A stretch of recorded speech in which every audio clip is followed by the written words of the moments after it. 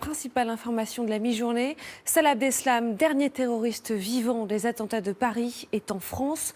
Un transfèrement réalisé dans le plus grand secret ce matin depuis la Belgique.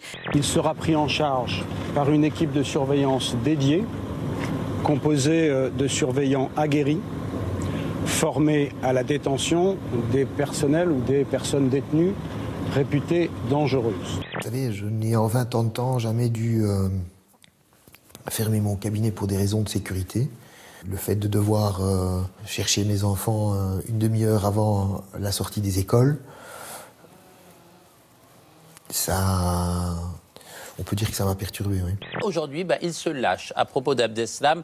Dans une interview qui a été accordée à Libération, à Jean Quatremer, il dit « C'est un petit con de Molenbeek, issu de la petite criminalité, plutôt un suiveur d'ailleurs qu'un meneur. » Bon, ça, on était un peu de cet avis-là. On écoute la suite. Il dit « Il a l'intelligence d'un cendrier vide. Il est d'une abyssale vacuité. Il est l'exemple parfait de la génération GTA, Grand Theft Auto, qui croit vivre dans un jeu vidéo. Lui et ses copains ont réussi à rendre antipathique toute une religion. » Si j'avais rencontré quelqu'un qui me disait « J'ai rien à dire, je vais me murer dans le silence et je m'expliquerai pas », j'aurais pas assisté à Salah Abdeslam. Est-ce un homme qui a des remords ? D'abord, s'il a des remords, il le dira, je pense, un jour aux victimes. Et je crois que c'est plus important qu'il le dise aux victimes, qu'il le dise à son avocat ou sur un procès verbal. De quoi réjouir enfin les Français. Moins 1,7%, c'est la baisse du chômage au mois de mars. 60 000 chômeurs en moins. Les embauches repartent. Résultat, en mars, 60 000 chômeurs de moins. Une baisse spectaculaire, la plus importante depuis 16 ans. Et l'embellie profite à tous. Les jeunes, chômage en baisse de 1,7%, mais aussi les seniors, moins 1%, et ça n'est pas tout. Le gouvernement compte dans ses rangs l'homme le plus chic de France. Le magazine GQ a établi un classement des 20 Français les mieux habillés. Et la palme revient non pas à François Hollande ou son Premier ministre, mais au ministre de l'Intérieur Bernard Cazeneuve. Laurent Delahousse, Vincent Lindon, Pierre Ninet ou encore Eddie Mitchell, loin derrière, peuvent aller se rhabiller. C'est une bonne nouvelle pour les Français et la France. C'est une bonne nouvelle pour tous ceux qui ont retrouvé un emploi.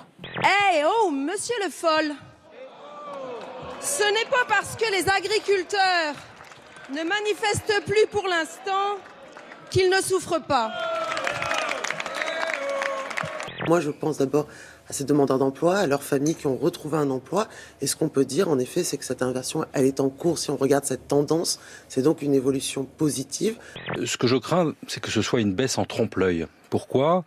Parce que tous ceux qui décortiquent ces résultats depuis hier soir montrent qu'il y a un impact, par exemple, du nombre de radiations, du nombre de stages et autres. Fnac remporte Darty par KO, avec une offre d'achat de 1,16 milliard d'euros.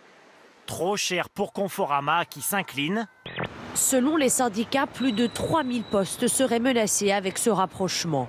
Reste un autre point à surveiller, la proximité de certains magasins, séparés parfois de seulement quelques dizaines de mètres et qui pourrait créer une situation de monopole. L'autorité de la concurrence qui étudie le dossier pourrait contraindre le groupe à fermer certains points de vente. C'est un marathonien qui a essayé de prendre le large à destination des Bermudes dans une bulle en plastique qui avance sur l'eau lorsqu'il court. Oui, regardez, on dirait une grande roue de hamster géante. Alors bon, il s'est fait choper tout de suite. Il encourt quand même 7 ans de prison et 40 000 $ d'amende. Omar Sy, personnalité préférée des jeunes. L'acteur français remporte la première place devant Barack Obama. Will Smith est en 3e position.